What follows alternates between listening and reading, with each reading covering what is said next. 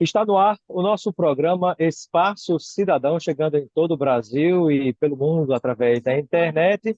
E no programa de hoje, nós temos três convidados, todos são membros do Observatório das Metrópoles, são professores da Universidade Federal do Rio Grande do Sul, e com eles nós vamos abordar o assunto das tragédias que têm acontecido sucessivamente. Esta está, no momento, sendo a maior de todas, no Rio Grande do Sul, Porto Alegre, nos diversos municípios desse estado brasileiro, e abordar com eles algumas questões muito importantes, né, sobre esse desastre, essa tragédia. É social ou é natural? Por quê?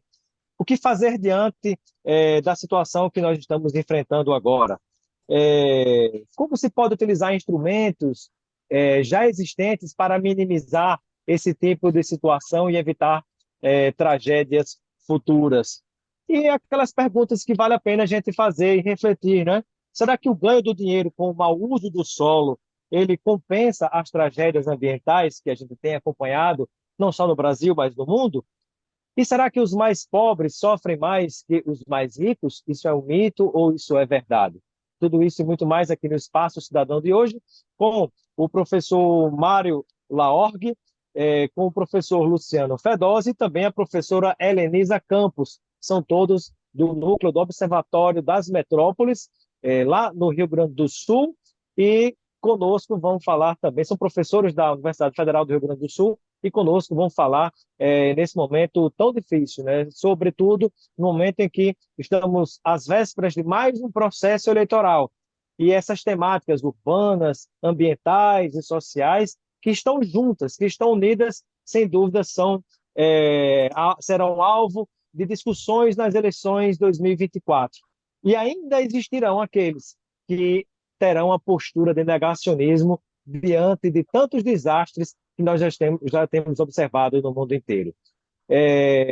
Eu quero inicialmente prestar a minha solidariedade de toda a nossa equipe do programa e dos veículos onde a gente está circulando pelo Brasil e pelo mundo, em relação a todos aqueles que estão vivendo esses momentos difíceis do Rio Grande do Sul, né, e estendendo aqui aos nossos três convidados de hoje. Seja bem-vinda, inicialmente, professora Helenisa Campos, ao nosso Espaço Cidadão. Eu já inicio pedindo que a professora compartilhe conosco a sua visão, professora Lenisa, sobre as características dessas tragédias, né? Elas são somente naturais, professora? Oi, Robson. Não, na verdade, elas são camadas, né, de questões que a gente precisa discutir juntamente com a sociedade, né? É, a gente vive, o mundo vive uma condição difícil quanto ao clima, né, as mudanças climáticas. Isso é um fato, não há como a gente negar. E isso se manifesta de formas diferentes em todas as partes do mundo. A gente está vendo acidentes acontecerem em outros lugares também, inclusive no Brasil. No entanto, a gente observa ah, problemas no posicionamento e na coordenação do Estado, né, sobre esses eventos. Há uma tendência de redução do Estado, né? No Brasil, a gente tem vivido isso desde o governo Temer, e essa redução do Estado, não só em termos de investimento, mas na redução também nas institucionalidades, né? No corpo técnico, na qualificação das pessoas que trabalham diretamente com, com certos temas que são sensíveis, né? E que são Inclusive, assim, uma necessários. deficiência muito grande no Brasil inteiro, né? Quando a gente pensa no governo federal, nos governos estaduais e É, municipais, né? Nas secretarias de meio ambiente, é muito comum nós vermos defasagem de pessoal, é muito comum nós observarmos isso, que é um setor que é geralmente muito criticado, dizendo que não quer deixar o país ou a cidade ou o estado se desenvolver. As fortes críticas sempre justamente a essa turma toda pelo Brasil que alerta para esses problemas, mas talvez Só em situações trágicas como essa é que algumas pessoas entendam a importância de cuidar com o meio ambiente, né? Isso, então, por exemplo, aqui no Rio Grande do Sul, em 2017 foram extintas várias fundações estaduais, né? E foi prevista a extinção da Metroplan, que é o órgão que é responsável pela gestão, pela governança, né, da região metropolitana. Além disso, o corpo técnico não é renovado, há uma série de problemas no nível do governo do estado. No nível municipal, também a partir de 2017, 2018, nós tivemos uma série de secretarias municipais que foram suprimidas, foram eliminadas e outras que foram condensadas. Obviamente, esse corpo técnico ele não é aproveitado da forma adequada. Então, o que que a gente vê? A gente vê um sucateamento da coisa pública, né, do espaço público, o espaço do Estado, e isso acaba tendo repercussões. E, por outro lado, esse Estado que resta, que é um Estado de caráter neoliberal, ele se aproxima do mercado, valorizando intenções, interesses do mercado, sobretudo o imobiliário, né? Aqui em Porto Sem Alegre dúvida. a gente tem isso de forma muito evidente nas políticas públicas, inclusive nos processos de revisão do plano diretor, né? Dos planos diretor, como é o caso do Brasil inteiro. Nós já vamos detalhar isso um pouco mais, professora Lenisa, sobre essa questão, né? Será que vale a pena o ganho do dinheiro com mau uso do solo e má urbanização diante de tantas tragédias ambientais? Será que tudo isso compensa, né? E muito disso passa por discussões de plano diretor. Mas já vamos detalhar isso com você, professor. Eu queria ouvir agora uma palavra do professor Mário Laorgue. Professor Mário, bem-vindo ao nosso programa. Nossa solidariedade em relação a todos aí do seu estado do Rio Grande do Sul. Eu falo agora, nesse momento, de Brasília, a capital federal. E eu gostaria que o senhor me respondesse essa pergunta, né? O desastre é social ou natural e por quê, professor Mário Laorgue, da Universidade Federal do Rio Grande do Sul? Olá, Robson, obrigado pelo convite, é muito bom estar aqui com os colegas. Antes de responder a pergunta, eu prometo que será bem rápido, eu acho uma coisa muito interessante né, dessa composição que nós estamos conversando aqui, exatamente por conta da diversidade, né? Como você mesmo apresentou, né? Nós, apesar de sermos todos colegas do mesmo observatório, nós temos formações diferentes, né? E eu acho que uma das coisas que falta bastante Nós ainda, temos né, de não aqui um geógrafo, um isso, sociólogo e um o que mais nós temos? arquiteto. Então, E um temos, arquiteto, né? exatamente, então, temos aqui a geografia, a sociologia e a arquitetura, né, juntas, tentando pensar, né, como ajudar a resolver questões sobre a cidade. Eu acho que isso é uma das coisas, né, de juntar essas variadas formações que muitas vezes falta, né, até mesmo no setor público, né, de respeito às diversas formações, né, que é uma coisa que um pouco falta, né? Bom, indo diretamente então agora à sua pergunta, né? Não, eu como geógrafo não, e nós muitos do observatório aqui, não só como geógrafos, né, a gente discorda radicalmente dessa questão de que isso é um acidente natural, até porque, como eu tenho tentado insistir mais recentemente, né, não existem desastres naturais, né? Porque a gente estaria afirmando que a natureza ela tem vontades próprias, faz ações, né, como se ela fosse um ente consciente, né, alguma coisa semelhante, né? Na verdade, né, por exemplo, a questão dos alagamentos. Desde sempre a gente sabe que certas regiões alagam, tá certo? Então, o alagamento é um fenômeno, sim, é um fenômeno natural, não é um desastre natural, é um fenômeno natural. Encostas deslizam. Isso acontece sempre, inclusive em lugares onde as pessoas não estão presentes, né? Encostas podem deslizar, Aí né? a questão é assim, o que provoca, né? Isso, E se o comportamento humano de alguma maneira provoca ou agrava essas situações, né? exatamente. Esse que é o grande ponto, né? Na verdade, é como é que nós tratamos dessas questões que são naturais, né? E nós tratamos as questões naturais de forma desastrosa. Essa que é a questão, né? né? A gente ocupa lugares que não deveria ocupar, né?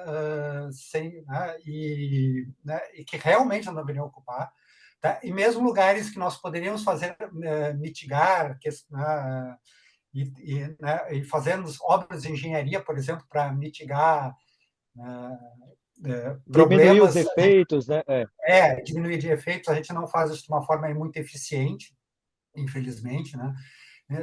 Claro, né, então nós temos esse problema inicial, né? Realmente os desastres normalmente são a forma pelo qual uma determinada sociedade, determinados grupos lidam com a questão natural, né? Nós infelizmente temos lidado muito mal com a questão natural, tanto que como mencionado, né, o aquecimento global, as mudanças climáticas estão aí para mostrar que nós temos lidado muito mal com isso.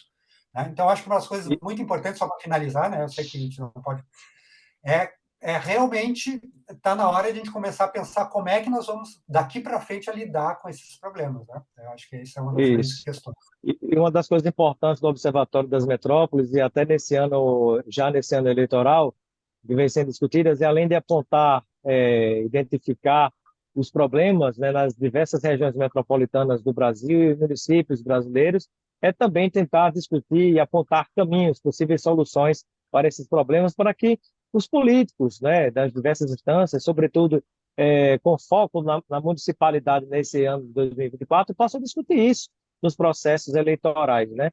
E tudo isso passa muito fortemente, sobretudo pelos municípios, quando se discute o plano diretor, né, que muita gente não dá importância e tantos outros temas. Eu gostaria de ouvir agora o professor Luciano Fedosio, também do Observatório das Metrópoles, lá no Rio Grande do Sul.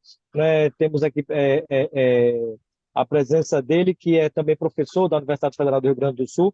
Eu pergunto ao professor Luciano, quais são, na sua avaliação, professor, as principais causas dessa crise climática que nós temos observado, e aí especialmente no Rio Grande do Sul?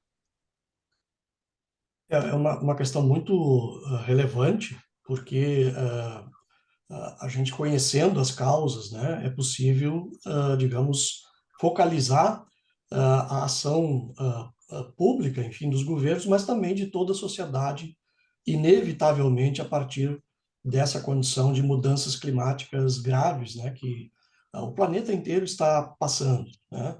Então, acho que sobre isso, eu acho que tem duas abordagens que são limitadas e até, eu diria, equivocadas, né, nesse sentido. Uma, digamos, é ficar somente nesse aspecto mais macro, né, macroclimático, enfim, no sentido de negar, inclusive, essas mudanças que são muito, hoje, eloquentes, né? Quer dizer, por exemplo, aqui no Rio Grande do Sul ocorreram 3 enchentes em 8 meses.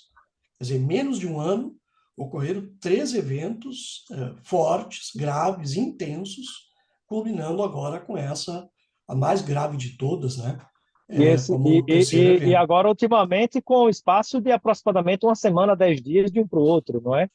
Exatamente. Quer dizer, então, eu acho que está muito evidente, não é possível mais negar essa nova situação climática que o planeta vive e que nós, no Brasil, estamos vivendo. E a outra E, da, e, abordagem que e, e seria... daí, e daí essa palavra importante que a pessoa tem que entender, que é assim, o termo, na verdade, que é mudança Isso, climática e de uma maneira brusca, né? Então, algo tem causado exatamente. na verdade, talvez a gente possa dizer, professor, que são respostas climáticas fortes à ação do homem, Exatamente. Quer dizer, à ação a humana. previsão científica, né, que já há quase 50 anos se discute no mundo inteiro, de que as mudanças climáticas elas causam eventos mais frequentes e mais intensos, está se verificando na prática. Isso é uma coisa, digamos que, lamentavelmente, de forma trágica, mas eu acho que leva digamos assim, a própria opinião pública, a população se conscientizar cada vez mais disso. Aliás, isso são dados que agora, por novas pesquisas, agora nos últimos dias, há uma, digamos assim, a opinião pública está mais consciente sobre isso. E a segunda questão, que me parece equivocada também, por ser limitada, né, é essa questão, digamos, local. Quer dizer, como a região metropolitana de Porto Alegre, como a cidade de Porto Alegre reagiu a esse evento, né? O evento mais intenso, mais drástico, né? E aí se mostrou que o sistema construído ao longo de décadas, especialmente após a enchente de 1941, que foi até então a mais severa, né, que provocou mais danos, e depois um outro evento em 1967, ou seja, foi construído todo um sistema de proteção da cidade e da região metropolitana, com quase 70 quilômetros de diques, né? Um sistema que aqui no centro de Porto Alegre, no centro histórico, tem um grande muro de quase 3 quilômetros, onde existem ali 14 comportas, não só no muro, mas ao longo da Para cidade, tentar ajudar a né? contenção das águas, né? Exatamente. E Agora, 23 professor, casas de nessa questão. bombas. E Isso. esse Agora, sistema, professor, ele falhou, né? pois é, aí uma pergunta que eu te faço. A gente sabe que tem muita notícia falsa, né, circulando pela Sim. internet, e, lamentavelmente, né, muito espírito de porco, muitas criaturas ligadas à extrema-direita fazendo confusão no meio de tudo isso, e às vezes a pessoa fica na dúvida sem saber o que é verdade e o que não é. Eu te pergunto, procede a informação, se isso é informação ou desinformação, de que o atual governador, o Eduardo Leite, em um dado momento, esteve apresentando um projeto de, entre aspas, renovação, de reurbanização ou repaginação da orla de Porto Alegre. E nisso estaria presente a exclusão desse muro de contenção, porque seria um muro feio? Procede essa informação, professor? A informação ela só tem que ser referida ao governo municipal, né? Num ponto, Municipal. porque o cais do Porto aqui, ele é do Estado, né?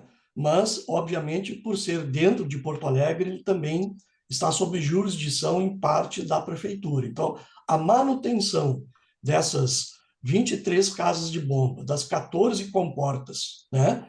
E do dique, ela é em parte. Então, fechando o raciocínio, eu estava dizendo que são duas abordagens limitadas, essa macro, ambiental, e esta mais micro, digamos, local, que é o sistema de proteção da região metropolitana de Porto Alegre e da cidade de Porto Alegre. As duas são importantes e são complementares. Se não se pensar nisso, né, nós não vamos estar atacando as causas desses eventos e todas as consequências que nós estamos percebendo. Então, sobre a pergunta da questão do cais aqui, que foi um fator muito, digamos, falho, realmente a revitalização do cais ela é uma obra do governo do Estado, é um projeto do governo do Estado, mas que é, em parte, compartilhado pela prefeitura. E, inclusive, agora na licitação da parceria público-privada que foi realizada em fevereiro, há a previsão da derrubada do muro, né? Que agora ficou totalmente evidente, algo que é inadequado, para dizer o mínimo, porque apesar das falhas que se perceberam no sistema de comportas e no sistema das casas de bomba, além dos diques, né, a cidade ainda precisa desse muro com muito mais competência, com muito mais tecnologia e com manutenção básica das comportas e das casas de bomba que falharam neste momento, exatamente pelo desmonte, né, da capacidade técnica e operativa tanto do governo do estado como da prefeitura, que ficou muito evidente agora, lamentavelmente, nessa grande enchente, a maior de toda a história aqui do Rio Grande do Sul. Muito bem. E aí, ligado a essa questão, eu gostaria de ouvir a professora Helenisa Campos sobre a seguinte situação, né, professora Helenisa? Essas alianças que nós temos entre o mercado e o Estado, né, e essa influência do mercado financeiro, de certos investimentos na urbanização, muitas vezes de uma maneira descontrolada, porque tal coisa fica mais bonita ao olhar de algumas pessoas, muitas vezes se vende projetos na orla, na beira das orlas, sem respeitar o meio ambiente. E aí eu pergunto, vale a pena até mesmo para quem faz esse tipo de investimento irresponsável ou pretende fazer, diante de tanto desastre que a gente tem observado? Eu acho que fica muito claro com os eventos de agora que a sociedade toda paga, né, no final das contas, essas decisões que são às vezes tomadas a portas fechadas, né, com o apoio de grandes construtoras. O processo de financiarização ele é algo também, né, que é muito próprio do momento atual do capitalismo. Então, a gente vê o capital financeiro atuando em diferentes aspectos da nossa vida cotidiana, às vezes a gente nem se dá conta disso. Mas, do ponto de vista imobiliário e do ponto de vista da gestão pública, a gente vê consequências muito dramáticas, principalmente quando envolve áreas, setores da cidade, né? A gente já tinha falado aqui em outra entrevista sobre planos que são feitos especificamente para áreas de interesse imobiliário, principalmente áreas de orla, né? Projetos especiais que são aprovados pelo Conselho Municipal do plano diretor, né? Para que ocupem áreas que são áreas muitas vezes vulneráveis ambientalmente, e uma ausência de olhar para espaços onde existe uma demanda real na questão da habitação, né? E isso fica muito evidente em Porto Alegre, assim como em outras metrópoles também, mas colocando populações em diferentes níveis de risco, né? O risco da orla, que agora se apresenta, ele fica claro porque a gente está numa orla suscetível a enchentes e que avança sobre uma cidade já consolidada, né, e de interesse imobiliário.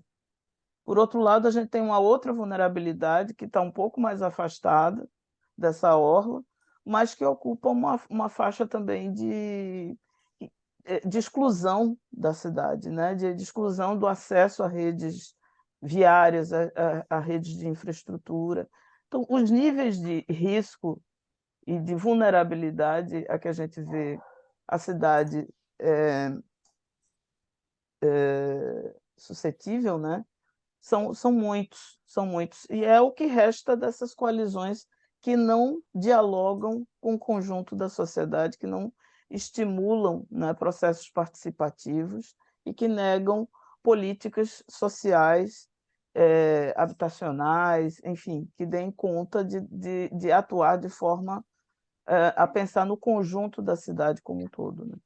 Perfeito, né? Há uma determinação do atual presidente Lula, né, de que a partir de agora esses investimentos, esse socorro vai ser prestado ao Rio Grande do Sul, né, em tudo que for considerado a questão, fosse considerar a questão da reconstrução do Rio Grande do Sul, se tenha como prioridade a questão ambiental, né, para evitar esse tipo de problema. E a gente espera que os prefeitos e também o governo do estado, né, tenham essa postura realmente de eh, aplicar os recursos em projetos que estejam adequados ambientalmente. E eu pergunto agora, e daqui a pouco vamos falar também sobre o seguinte: procede, é um fato, e por quê, né, essa história que tanto se fala de que o pobre acaba sofrendo mais com os desastres ambientais? Daqui a pouco eu vou abordar esse assunto, mas eu queria ouvir agora é, o professor Mário Laorgue, também da Universidade Federal do Rio Grande do Sul, do Observatório das Metrópoles, sobre um tópico muito importante que eu acho que todo mundo se pergunta nesse momento. Existe, professor, ou não, instrumentos para que se possa minimizar, mitigar esses efeitos climáticos, né? Adaptando as cidades para que elas sofram menos com essas mudanças climáticas que nós temos observado? Sim, na verdade, obviamente a gente ainda tem muita coisa que deve melhorar a respeito de legislações, principalmente ambientais, porque elas têm sido desmontadas nos três níveis, né? No nível federal, é só ver a composição do Congresso, tem sido atacado várias legislações ambientais que eram ótimas, né?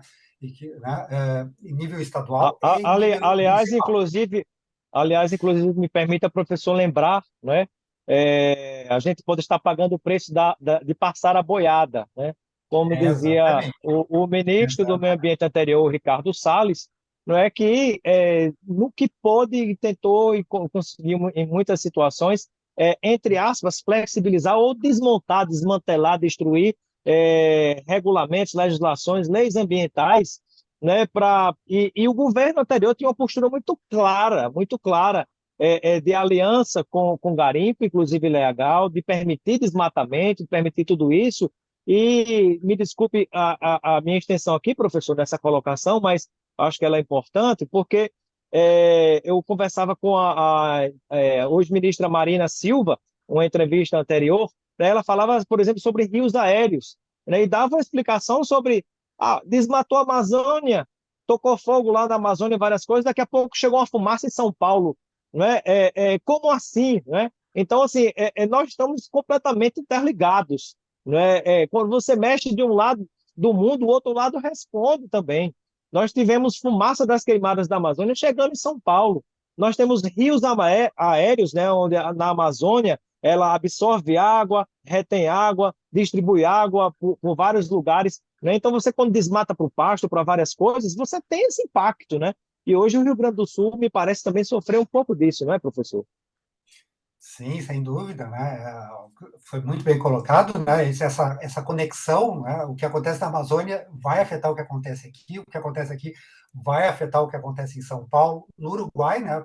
Na verdade, essa é uma das coisas, a gente está tão focado, por razões óbvias, aqui no Rio Grande do Sul, mas toda essa quantidade de água, né? Inclusive nossos rios, está chegando no Uruguai, a gente já tem regiões no Uruguai alagadas, pessoas, né, populações né, que têm que sair né, das suas moradias no Uruguai também, quer dizer, então não é sequer uma questão puramente do Rio Grande do Sul, nem do Brasil, né, são É muitas global, questões, né? Quando se observa o derretimento das geleiras, das calotas polares, né? Imagina uma pedra de gelo derretendo, não é? Essa água vai para algum lugar, não é? Ela vai claro. para algum lugar, e olha o que nós estamos vendo. E aí eu te pergunto, professor, quais seriam os três principais instrumentos que existem hoje e que podem ser utilizados para minimizar esses efeitos climáticos, no caso do Rio Grande do Sul, mas que servem para qualquer outra parte do país? Então, acho que, assim, ó, além da questão ambiental que a gente precisa refazê-la, né, porque muitas coisas estão sendo desmontadas, mas a questão, o ambiente e a legislação ambiental, ela não é sozinha, né, para a gente resolver todas essas questões. Vejam bem, uma das coisas que felizmente não chegou a ser desmontada foi o Estatuto da Cidade, que é uma legislação ampla. Mas tem muita coisa no Estatuto da Cidade que, além de ajudar a configuração urbana, né, a maneira como as cidades estão construídas, ela tem efeitos ambientais também. Né? Por exemplo, né, a prioridade ao transporte público e coletivo, certo? Isso está, inclusive, isso aparece no Estatuto da Cidade e, por exemplo, aparece em quase todos os planos diretores, não só de Porto E aí Alegre. alguém pode se perguntar o que é que tem a ver o transporte público com o desastre climático, né? Isso é importante a gente esclarecer, né? Exatamente. E aí, o que uma coisa tem a ver com a outra? Ora, se você prioriza o transporte público, significa que você vai diminuir a quantidade de pessoas usando transporte individual. E, portanto, né, a emissão de gases, né, que afetam o ambiente vai diminuir. Ou seja, algo que aparentemente é a questão da mobilidade que afeta e que perturba tanta gente nas cidades, se você resolve melhor isso, isso tem efeitos ambientais. Né? Outra questão também, por exemplo, a questão da localização das moradias, né, como você mesmo colocou, que é uma coisa que precisa ser abordada, né, da moradia das pessoas mais pobres, né, das pessoas Mais mais pobres, afetadas. isso. Né? Se você localiza bem as habitações de interesse social, né, as habitações para as pessoas mais vulneráveis, significa que elas vão ter que se deslocar menos, né, né, que essa localização dessas habitações também vai estar num ambiente mais adequado. Quer dizer, então você fazer um programa, localizar as moradias de forma adequada, também, mesmo que indiretamente, mas não é tão indireto assim, ele realmente ajuda na questão ambiental, porque, como Perfeito. você colocou, muitas vezes, tá, os primeiros atingidos são os mais pobres. Né? Aqui no Rio Grande do Sul, o evento foi tão extremo que não foi só os mais pobres que foram atingidos, mas normalmente os mais pobres são atingidos primeiro. Né? Então, você localizar bem as Os mais moradias, ricos, desta vez, também receberam um forte recado, né, professor? também receberam o Muito recado, bem. esperamos que eles aprendam a lição. Professor, o nosso tempo, infelizmente, passa muito rápido. Eu quero agradecer sua participação aqui no nosso programa. Seja sempre bem-vindo, viu? Obrigado. E eu quero ouvir as palavras finais também do professor Luciano Fedose, tratando da seguinte questão, professor Luciano. O que fazer de agora em diante, professor Luciano Fedose, da Universidade Federal do Rio Grande do Sul, porque nós vemos famílias que nos últimos tempos, se nós pegarmos do ano passado para cá, que tiveram que reconstruir 3 vezes as suas casas e as suas ruas. Essas pessoas ainda têm condições, mesmo com ações que tentem minimizar os efeitos de crise climática, construção de comportas e por aí vai, tantas outras coisas. Essas pessoas ainda têm alguma esperança de poder conseguir voltar para casa, ou essas pessoas, de uma vez por todas, terão que ter suporte dos governos para construírem as suas moradias em outros lugares, né? Essa é uma das questões que eu peço para que o senhor conclua junto conosco e pode complementar com outras sugestões do que fazer de agora em diante.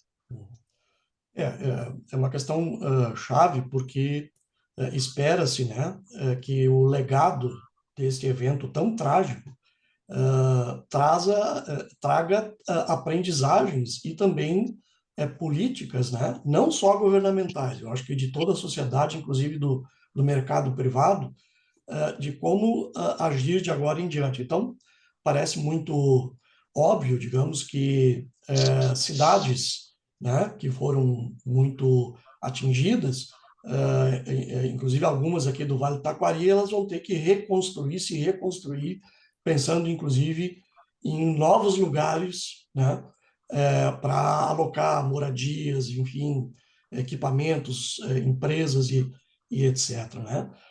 Mas eu acho muito importante que a gente também reflita sobre as aprendizagens deste evento trágico, né?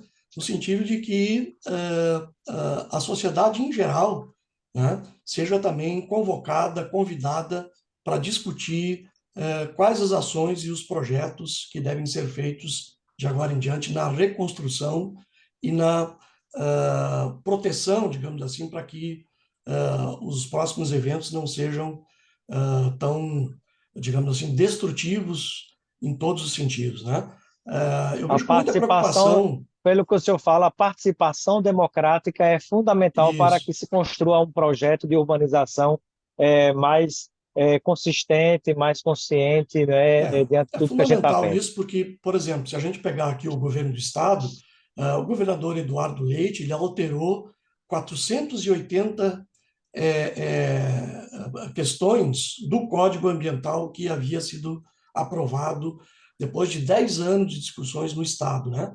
Então não adianta nada o governo do estado receber todos esses recursos, por exemplo, só de cancelamento dos 3 anos da dívida serão 11 bilhões, né? Mas todos os outros projetos que o próprio governo federal está aprovando e alocando, e só o governo do estado tem o poder de decidir o que fazer de agora em diante. Então, não pode ser assim.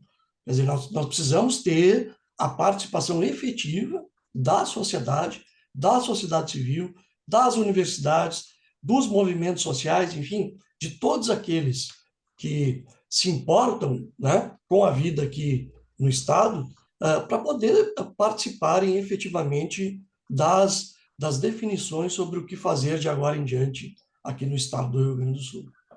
Perfeito. Obrigado, professor Luciano Fedose. E para finalizar, uma reflexão, uma ponderação final da professora Elisa Campos. Pode até, de repente, responder a segunda pergunta, resumindo um pouco, né, do que a gente vem conversando sobre a importância da construção coletiva, dos planos diretores, da urbanização das cidades brasileiras, especialmente nesse caso agora, que é o foco do Rio Grande do Sul, né? Vale lembrar que daqui a pouco, né, que isso não aconteça, né? A gente deseja que não aconteça, mas pode acontecer situações iguais ou piores em qualquer outro estado do Brasil, né? Infelizmente, se a gente não tomar cuidado.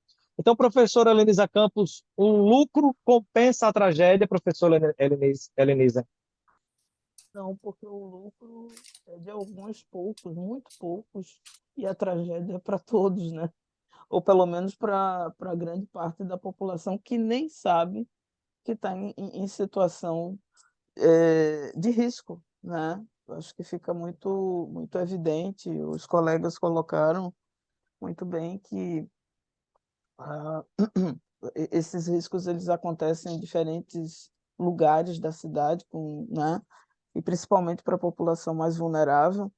Mas no final das contas, eu acho que a abertura de processos participativos ela precisa ser cobrada. Eu acho que agora a sociedade, não só de Porto Alegre, mas das regiões que foram afetadas, precisam se mobilizar no sentido de participar mais diretamente e precisam também encontrar canais assim legítimos, né?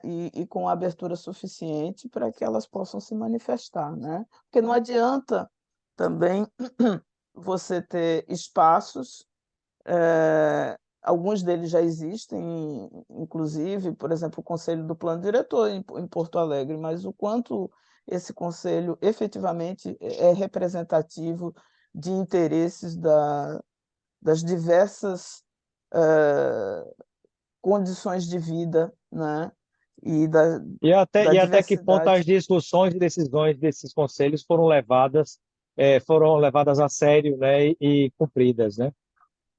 O quanto esse conselho também se deixa induzir por determinados interesses outros, né, que Servindo aparentemente só para vão. legitimar, de certo modo, as É, ações. então, a questão da ideia de desenvolvimento da cidade associado ao capital que se expande, esse é um discurso que não vale mais e que a gente precisa rever os princípios dentro da gestão pública e junto com a sociedade para que a gente possa construir uma cidade mais segura e mais, digamos, e mais aberta ao diálogo, né? Perfeito. Muito obrigado, professores, né, professora do Rio Grande do Sul, né, Luciano Fedose, Mário Laorgue e também professora Helenisa Campos, né, todos membros do Observatório das Metrópoles, onde deixamos aqui mais uma contribuição hoje, nesse momento tão difícil pelo qual passa o Rio Grande do Sul, mas que serve de alerta para os demais estados brasileiros e diversas partes do mundo também, para que a gente tenha cuidado, né, porque a natureza responde rápido, de maneira cada vez mais forte e mais explícita. Muito obrigado e até a próxima oportunidade.